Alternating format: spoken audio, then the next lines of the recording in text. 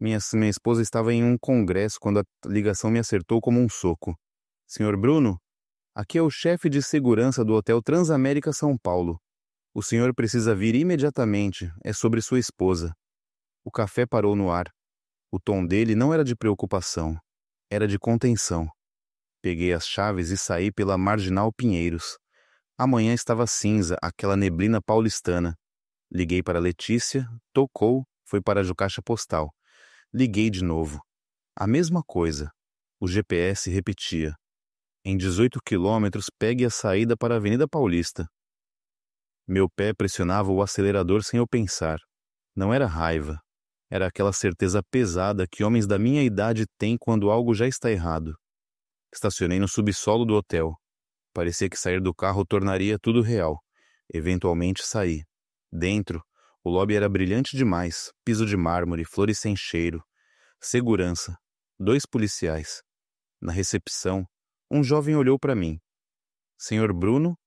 Um homem de terno escuro deu um passo à frente. Senhor, se puder vir comigo? Atravessamos o lobby. No elevador, as portas se fecharam. O carro subiu, números piscando. O cara esperando usava um blazer simples, distintivo no cinto, luvas de nitrilo. Senhor Bruno, delegado Mendes. Ele não ofereceu aperto de mão, apenas um aceno. Números de quartos passando. 921, 923, 925. Parou numa porta. Quarto 927, ele disse baixinho. O quarto da sua esposa. Meu peito apertou. Ele deslizou o cartão. A luzinha verde piscou. Por meio segundo, tudo em mim quis ir embora. Mas a porta abriu, e minha vida passou por aquela fresta.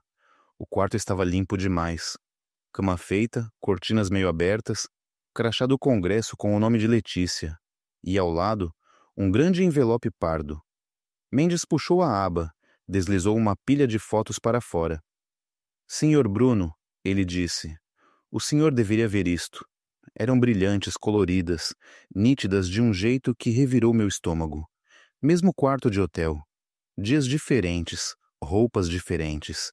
Mesmas 2 pessoas. Letícia. E um homem que eu não reconhecia. O cabelo dela, solto de um jeito que ela nunca usava para mim. O sorriso dela mais suave e preguiçoso. No canto inferior de cada foto, um registro de data e hora. Datas em que ela estava em congressos. Cada ângulo era deliberado, enquadrado, registrado. Isso não era um caso secreto, era um arquivo. Tem mais uma coisa, ele disse. Cruzou até a unidade de parede onde o ar-condicionado zumbia. O painel frontal já estava fora. Ele enfiou a mão enluvada e puxou um pequeno saco plástico. Dentro estava um pendrive USB. Na lateral, em caligrafia familiar, L, Drive Testemunha. Isso estava escondido no duto, ele disse. Travesseiros, gavetas, malas. Esses são lugares onde você esconde coisas com medo de perder. Ela não tinha escondido isso debaixo da cama. Ela tinha escondido no ar. O que quer que estivesse naquele drive era para sobreviver ao quarto. Talvez sobreviver a mim. Não fui direto para casa. Estacionei no subsolo e parei. Desliguei o motor. O silêncio dentro do carro pareceu mais alto do que qualquer coisa naquele quarto. O pendrive estava na minha palma. Engraçado, como algo tão pequeno pode inclinar toda sua vida. L. Drive. Testemunha. Testemunha de quê? Da versão de mim que ela estava construindo no papel? Minha mente foi para nosso último jantar. Comida chinesa no sofá. Ela rolando e-mails. Congresso mês que vem. Grande. Posso ficar fora alguns dias. Faz o que tem que fazer. A traição nem sempre derruba a porta. Na maioria das vezes, ela desliza em frases assim. Suaves, casuais, sussurra. Dirigi para casa. Fui direto para o escritório e deslizei o USB na porta. O drive apareceu, sem senha. Apenas pastas limpas e frias. Congresso 1, Congresso 2, Congresso 3. Abri a primeira. Peguei meu celular e comecei a combinar datas. Jantar do conselho atrasou. Estou exausta. Te amo. Mesma noite, mesma hora. Um arquivo. C1 quarto Shift 2. Cliquei. Aquele mesmo quarto. Mas agora havia movimento. A risada dela, baixa e diferente. O ombro de um homem, 2 taças. Fui para o próximo arquivo. Outra noite. Outro ângulo. Outra versão de uma vida em que eu não estava. Na terceira pasta, meu peito estava oco. Cada arquivo era um dia onde eu pensava ter uma esposa. Mas nesse drive eu não existia. Ativei o som e fechei os olhos. Como se talvez, se eu não visse, doesse menos. Não doeu menos. A voz dela saiu pelos alto-falantes. Suave e calorosa. Não sumida. Apenas não direcionada a mim. Ela sussurrando algo, depois rindo baixinho. Aquele risinho pelo nariz que ela costumava ter vergonha. Então eu ouvi. Vem aqui, amor. Mesma palavra que ela jogava para mim 1000 vezes. Mas naquele quarto soou diferente. Mais devagar. Tinir de taças, baque de uma garrafa. A porta clicou ao trancar. Abri os olhos. Mesma voz, mesma mulher. Apenas um mundo completamente diferente. Um mundo onde eu não era nada além do nome no cartão de crédito. Movi o mouse para fechar o arquivo. E foi quando notei que havia uma última pasta. Seguro. Congressos eu quase podia explicar. Quase, mas seguro. Isso é planejamento. Cliquei. Sem vídeo. Apenas documentos. O primeiro arquivo era um acordo pré-nupcial. Reconheci a estrutura. Então percebi mudanças marcadas em vermelho. Meu nome movido aqui. As proteções dela ali. Cláusulas suavizadas para ela, endurecidas para mim. O próximo arquivo era extratos bancários. Transferências. Pequenas no início, depois maiores. Dinheiro saindo de contas conjuntas para contas só com as iniciais dela. Então, um escaneamento da minha assinatura num documento de empréstimo que eu nunca tinha visto. Minha garganta secou. Isso não era apenas uma mulher traindo o marido. Isso era uma mulher reorganizando a papelada para que, quando terminasse comigo, a lei ficasse do lado dela. Ela não era apenas infiel. Ela estava se preparando para me apagar no papel. Algo piscou. Meu ícone de e-mail. Uma conta secundária. Havia uma linha em negrito, datada de 3 semanas atrás. Alerta de discrepância. Ação recomendada, cliquei. Prezado Sr. Bruno, notamos atividade incomum vinculada ao seu nome e CPF. Rolei. Estava ali. O mesmo banco. O mesmo empréstimo. Pagamentos programados. Garantia vinculada a bens que eu pensava serem nossos. Só que agora eu podia ver meu nome sozinho ao lado da palavra responsável. No final, alguém do departamento de fraude tinha adicionado uma linha. Se você não autorizou isso, entre em contato imediatamente. Isso pode indicar uso indevido. Meu nome estava carregando uma dívida que eu nunca tinha tocado. E a única pessoa que tinha esse acesso dormia do outro lado da minha cama. Descobrir que ela estava movendo dinheiro em meu nome deveria ter sido suficiente, mas meu cérebro continuava voltando àquela outra presença no quarto. Trair é mais fácil de engolir quando a outra pessoa está desfocada. Esse cara não estava. Voltei para um dos vídeos e abri os detalhes do arquivo. Enterrado nos metadados havia um nome de usuário. Eri Silveira Sócio. Copiei, joguei no Google, depois no LinkedIn. Ricardo Silveira, sócio sênior, litígio corporativo. Silveira, Mendes e Associados. Mesmo escritório onde Letícia trabalhava. Foto de perfil num terno de R$ 5.000. Artigos sobre ética e liderança. Foi quando clicou. Isso não era apenas algum caso aleatório. Ela tinha se alinhado com poder, com influência. O homem naqueles vídeos não era apenas o cara na cama dela. Ele era a promoção, a proteção, o atalho. Ele era uma estratégia. Voltei para as pastas de congressos e dessa vez, em vez de assistir, apenas ouvi. Havia um clipe de áudio enterrado perto do final do Congresso 3, sem vídeo. No início era conversa trivial, trabalho, um caso. As vozes deles estavam próximas, relaxadas.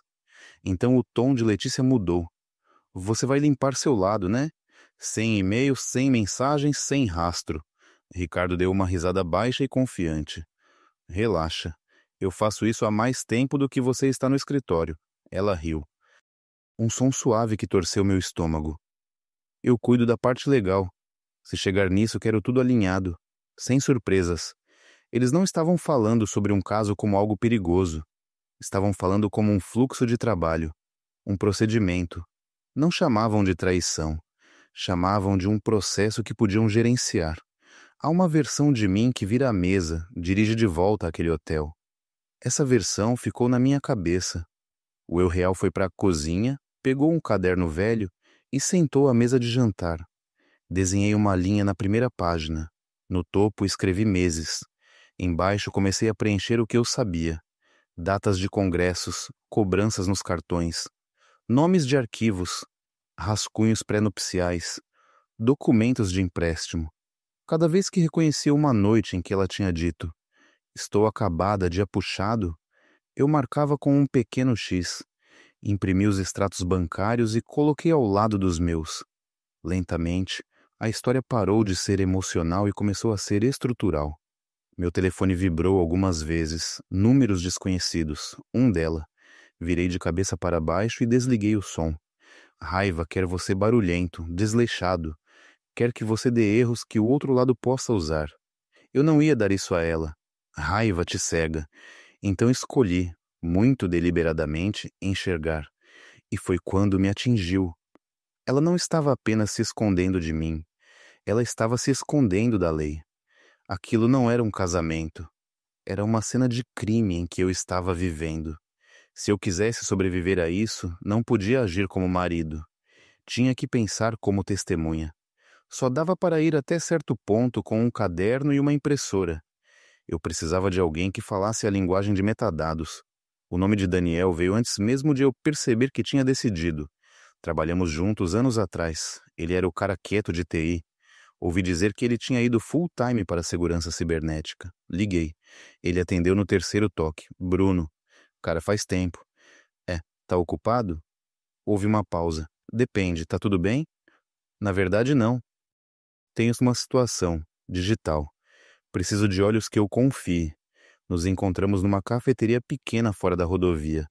Deslizei o pendrive pela mesa. Ele virou, leu a etiqueta. L. Drive testemunha.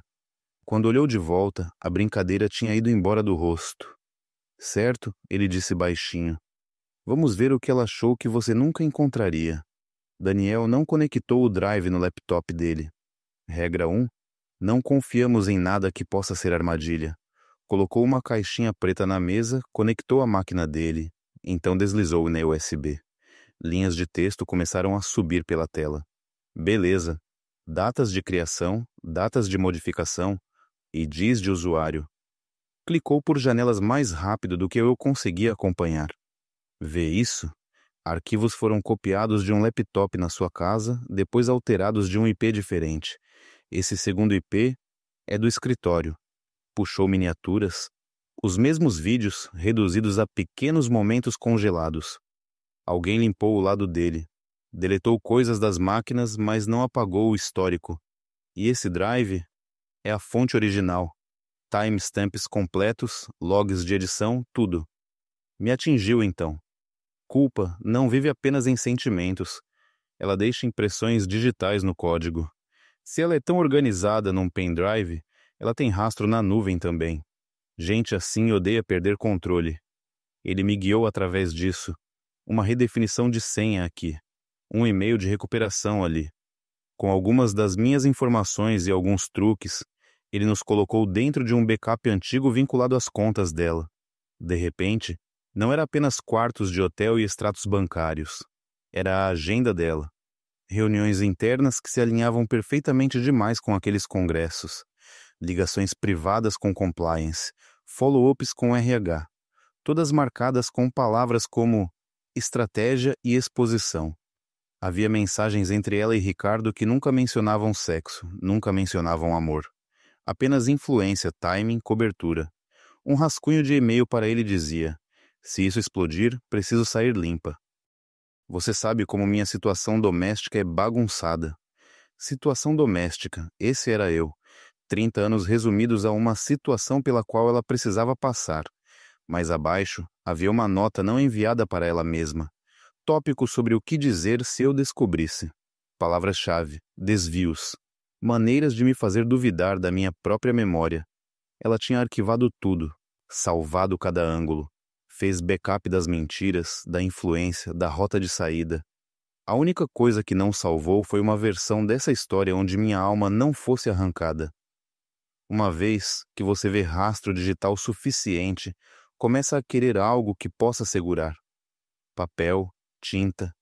Liguei para o hotel e solicitei faturas detalhadas da estadia da minha esposa. Algumas horas depois, um PDF chegou. Frigobar às 22h02. Serviço de quarto para 2. Mesmas noites dos vídeos. Daniel puxou a agenda do congresso. Espalhamos tudo pela mesa de jantar. 2 mundos diferentes, mesmas datas. À esquerda, mulheres em liderança, 19h21. À direita, quarto 927. Hóspede adicional, R. Silveira. Eu costumava achar que era o coração que provava que um casamento era real. Descobri que a agenda fazia esse trabalho melhor. Naquela noite, dirigi de volta ao Transamérica. Estacionei de onde podia ver as janelas. Encontrei a dela. Quarto 927. Um quadrado amarelo suave. Disquei o nome dela. Oi, desculpa, congresso foi longo. Tô exausta. Como tá a casa? Tranquila? Eu disse. Bom, aproveita de paz. Volto antes de você sentir falta. Descansa. Desligamos. Eu estava 3 andares abaixo dela, mas qualquer vida que ela vivia lá em cima, eu não estava nela. Dirigindo para casa, algo em mim travou no lugar. Se ela tinha tratado nosso casamento como um dossiê, era assim que eu ia tratar o que tinha sobre ela. Fiz cópias, várias. O drive foi clonado. Cada arquivo comprimido num arquivo criptografado. Abri um documento em branco e escrevi uma carta anônima. Anexo material sobre seu cônjuge e um membro sênior do seu escritório. Depois uma lista, a família dele, o conselho dela, o comitê de ética interno. Peguei os drives duplicados e coloquei no cofre à prova de fogo. Ela tinha a pasta seguro dela. Agora eu tinha a minha. E a minha era para garantir que a explosão atingisse exatamente quem deveria. Se eu ia acender esse pavio, queria pelo menos uma pessoa do outro lado que fosse como eu. Então fui procurar a esposa de Ricardo Silveira. O LinkedIn dele tinha um link para um álbum de gala. Ele com uma mulher num vestido azul marinho. Legenda. Ricardo e Fernanda Silveira apoiando o Instituto Oncológico Infantil. Coloquei o nome dela no Facebook. Foto de perfil com 2 adolescentes na praia. O feed dela estava cheio de eventos de escola, corridas beneficentes, vida normal, minha vida, antes disso. Na seção sobre havia uma caixa postal. Anotei. Imprimi uma imagem da câmera do corredor. Ricardo e Letícia andando lado a lado, rindo. Apenas inegável. Na manhã seguinte, peguei uma cópia do USB e deslizei num envelope rígido. Num cartão branco, escrevi: Você merece saber a verdade. Sem explicação, sem assinatura. Selei o envelope. Fernanda Silveira, caixa postal. Nos correios, comprei rastreamento e assisti o funcionário jogar o envelope num cesto azul. Ninguém ali sabia que tinha acabado de assistir um casamento rachar. Justiça nem sempre aparece num tribunal. Às vezes, viaja quitamente na traseira de um caminhão dos correios. A outra metade da verdade pertencia ao escritório. Naquela noite, abri um novo e-mail. Membros do conselho, sócios seniores, chefe de compliance, assunto. Assunto de compliance. Revisão urgente. Anexei um arquivo zip criptografado. Vídeos, imagens, sobreposições de agenda. No corpo. Material mostrando sócio sênior em conduta que viola políticas internas. Vocês podem querer abrir antes de decisões sobre sua liderança. Conferi o site do escritório. Próxima reunião. 9h da manhã. Agendei o e-mail para 9h01. Fechei o laptop. Pela primeira vez em semanas, senti que não era o único que ia ter que olhar para o que eles tinham feito. Acordei antes do alarme. Fiz café e sentei na mesma mesa onde tinha mapeado as mentiras deles. Às 9h02, meu telefone vibrou repetidamente. Abri minha caixa de entrada. Um e-mail encaminhado. Linha de assunto. Aviso confidencial de investigação interna. O escritório tinha iniciado revisão sobre Ricardo Silveira. Com efeito imediato, ele foi dispensado pendente resultado. Outra mensagem. Reunião grande essa manhã. Ricardo não apareceu.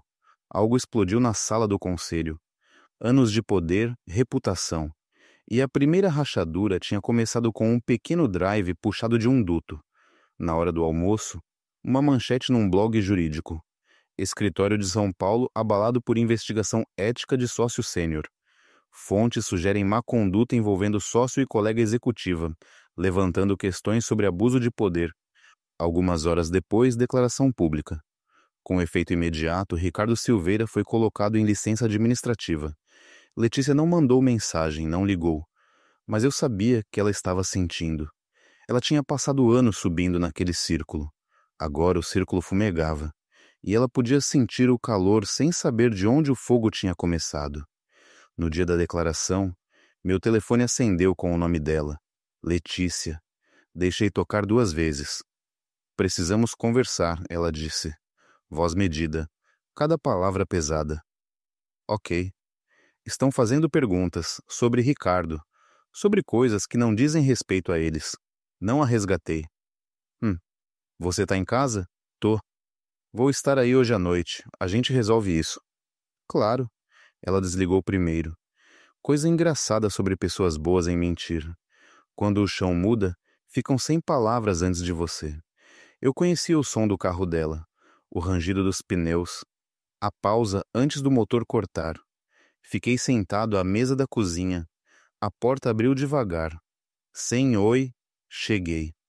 Apenas o clique da tranca e o rolar da mala. Quando ela entrou, parecia menor. Mesmo terno, mesmos saltos, mas como se tivessem deixado sair o ar de dentro. Uma estranha e seu marido na própria casa. Oi, Letícia. Trabalho tá uma bagunça. Teve acusações. Está tudo sendo exagerado. Não perguntei o que ela quis dizer. Estiquei a mão até a mesa e peguei o pendrive original. Coloquei entre nós. O plástico clicou contra a embramadeira.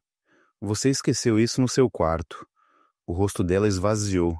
Em 30 anos eu tinha trazido flores, café, presentes. Essa era a primeira coisa que pesava mais do que parecia. Ela olhou para o drive como se fosse uma cobra. Não é o que você está pensando. Você está tirando conclusões. Deixei o silêncio sentar ali. Você mexeu nas minhas coisas, Bruno? Invadiu minha privacidade? O hotel encontrou. Segurança, no duto, me ligaram. Lembra? Ela abriu a boca, depois fechou. Pela primeira vez pareceu desequilibrada. Isso é complicado. Você não entende as pressões. Trabalho. Ricardo. Você tem razão. Eu não entendia. Fui até o balcão, peguei a pasta e trouxe de volta. Comecei a colocar páginas uma por uma. Março. Print da conversa. Vou desmaiar assim que chegar no quarto. Fatura do hotel. Serviço de quarto para 2, frame de vídeo. Ela e Ricardo. Abril. Agenda. Cobranças. Outra foto. Ela observou minhas mãos, não os papéis. Adicionei extratos, transferências, empréstimo com minha assinatura falsificada, rascunho pré-nupcial. Isso não é só você dormindo com alguém do trabalho, eu disse, voz calma. Isso é estrutura, planejamento, você movendo números e assinaturas, para que o sistema concordasse. Empurrei a pilha. Isso não é um caso, Letícia. É arquitetura. Você não só me traiu. Estava projetando uma versão da minha vida onde eu era apagado. Ela não estendeu a mão. Não negou. A mandíbula dela apertou. O que você quer, Bruno? É sobre dinheiro? A casa? Eu ri uma vez. Quero quietude. Uma vida onde eu não seja idiota na própria casa. Meu nome não amarrado a dívidas. Minha dignidade. Seja realista. Eu sou. Você acha que planejava sua saída e eu ia continuar o mesmo? Balancei a cabeça. Você não perdeu só seu parceiro no crime, Letícia. Perdeu a única pessoa que ainda acreditava que você era melhor que isso. Olhei nos olhos dela. Você acabou de perder a única coisa que não pode comprar de volta. Eu. Ela não tinha resposta, mas o mundo tinha. Logo na manhã seguinte, ela dormiu no quarto de hóspedes. Fiquei acordado olhando para o teto. De manhã, meu telefone vibrou. Um e-mail encaminhado. Atualização de liderança. Ricardo Silveira. Com efeito imediato, Ricardo Silveira apresentou sua renúncia. O obituário usual para uma carreira. 5 minutos depois, alerta de notícias. Manchete conectando sua saída a revisões internas. Do corredor ouvi a porta dela abrir. O zumbido do telefone disparando. Ela entrou na cozinha, rosto pálido, olhos se movendo rápido. Por anos, o escritório tinha sido seu outro casamento. Agora esse estava saindo dela também. À tarde, ela ficou na porta da sala, mala ao lado. Isso é você, ela disse. Você explodiu minha vida, minha carreira. Não, eu disse. Você fez isso. Não me manipula, Bruno. Mostrei às pessoas o que você e Ricardo realmente fizeram, cortei calmamente. Só acendi as luzes. Por um segundo, algo como medo bruxuleou ali. Você me destruiu. Você se destruiu. Só garanti que não ficasse escondido. Os dedos dela apertaram o cabo da mala. Ela puxou para frente, a porta abriu. A mala bateu enquanto rolava, rodas chacoalhando. Eu não estava ali como seu carrasco. Era apenas o homem que parou de fingir que o escuro era mais seguro. Não me vinguei. Dei à verdade um interruptor de luz. Alguns dias depois, a casa se acomodou num silêncio estranho. Meu telefone tocou com um número desconhecido. Alô. Respiração trêmula. Depois uma voz de mulher. É o Bruno? Sim. Aqui é Fernanda Silveira. Silêncio. Vidas diferentes, mesma cratera. Recebi um envelope. Com um drive e um bilhete que dizia que eu mereço a verdade. A voz dela rachou. Obrigada, ela sussurrou. Achei que estava enlouquecendo. Não sou louca. Só não tinha prova. Não, você não é louca. Pelo menos agora estou decidindo de olhos abertos. Bom, é tudo que eu queria para você. Boa sorte, Fernanda. Para você também. A verdade não tinha apenas destruído 2 mentirosos. Tinha entregue a 2 estranhos clareza suficiente para recomeçar. Percebi algo simples. Sentimentos não eram suficientes. Se eu não colocasse meu lado no papel, o sistema ia me engolir vivo. Então liguei para um advogado, um cara discreto. Nos encontramos num pequeno escritório. Expus tudo. O empréstimo, a assinatura falsificada, os rascunhos pré-nupciais, o rastro digital. Primeira coisa, congelamos isso. Segundo, documentamos tudo. Terceiro, entramos com separação legal. Tribunais se importam com o que você pode provar. Pela primeira vez, ouvi estrutura no meu próprio futuro. Paz precisa de uma espinha dorsal legal. Naquela noite, a casa soou diferente. Limpei a mesa. Empilhei os papéis, coloquei na pasta, deslizei no armário. Coisas normais. A cadeira dela sentava empurrada vazia. Por anos, tinha segurado laptop, embalagens, copos de vinho. Agora, segurava nada. A foto de família na parede observava tudo. Eu, ela, nosso filho na praia 10 anos atrás. Liguei a pequena luz da cozinha. Quente, amarela. No balcão havia uma caneca. Uma branca que ela sempre usava lascada na borda. Peguei, lavei devagar. Coloquei de cabeça para baixo no escorredor. Pela primeira vez em muito tempo, a casa parecia mais limpa que a história dentro dela. Limpa de mentiras. Alguns dias depois, meu filho ligou. Uma ligação de verdade. Oi, pai. Oi, filho. Você tá bem? Tô bem. Fazendo a papelada, tomando café, colocando um pé na frente do outro. Como tá a mãe? Sua mãe tem as próprias escolhas com as quais viver agora. Ela tá lidando do jeito dela. Ele não pressionou. Fiquei grato. Você ainda me tem. Eu sei. Isso é mais que suficiente. Amor não precisa que você derrube outra pessoa para continuar de pé. Chegou um ponto onde a evidência começou a parecer veneno. Uma noite, sentei no computador e abri o drive. Rolei para o final. Último MP4. Nunca tinha aberto. Minha mão pairou no mouse. Eu podia ter assistido. Em vez disso, respirei devagar. Pensei na timeline, nos arquivos do advogado, na declaração do escritório, na ligação de Fernanda, na voz do meu filho. Não precisava de mais prova. Precisava de menos dela na minha cabeça. Clique direito, deletar.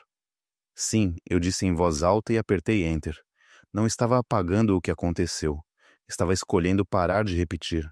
Depois disso, não coloquei mais nada, apenas nada. A casa se acomodou. O zumbido baixo do ar-condicionado. Recostei na cadeira e ela rangeu. O monitor escureceu. Meu batimento cardíaco desacelerou. Apenas um ritmo constante. Dentro, fora. Aqui. Ainda aqui. O que se acomodou sobre mim era mais frio, mais limpo que satisfação. Era paz. E esse sentimento dura mais tempo que qualquer golpe de vingança. Na manhã seguinte, acordei antes do alarme. Mas dessa vez, meu primeiro pensamento não foi ela, ou eles. Foi café. Entrei na cozinha, liguei a cafeteira e abri a porta dos fundos. O ar tinha aquela mordida fresca. Respirei fundo. Pássaros estavam barulhentos nas árvores. Do outro lado da rua, meu vizinho pegou o jornal e levantou a mão. Bom dia, Bruno. Bom dia, gritei de volta. E era verdade. O mundo não tinha saído do eixo só porque o meu tinha. Nenhum grande momento. Apenas um dia comum começando. Alcançar o normal de novo era a maior vitória que eu jamais precisaria. Eu costumava achar que vingança significava fazer alguém sofrer do jeito que te machucaram. Mas aprendi algo muito mais simples e muito mais brutal. Você não precisa destruir a vida de alguém. Você só precisa colocá-la sob a luz. Letícia não só traiu. Ela tentou me apagar no papel, linha por linha. Ricardo achou que seu poder era um escudo grande o suficiente para esconder tudo. Eu não gritei. Não joguei nada. Não implorei. Coletei a verdade e coloquei nas mãos das pessoas que precisavam vê-la. E no final, a coisa que queimou não fui eu. Foi o mundo que eles construíram de mentiras. A verdade não se vinga. A verdade apenas coloca tudo de volta onde pertence. O que acontece depois disso depende de cada pessoa envolvida. Agora é sua vez de escolher. Você acha que Bruno fez a coisa certa ou a coisa errada? 1. Ele fez a coisa certa. A verdade precisava vir à tona. 2. Ele foi longe demais. Não deveria ter explodido as vidas deles. Obrigado por ouvir a minha história. Se ela te tocou, deixe um like, escreva nos comentários o que mais ressoou em você e inscreva-se no canal. Ainda vem muitas histórias pela frente. Isso não é o fim da minha. É apenas o começo de algo melhor.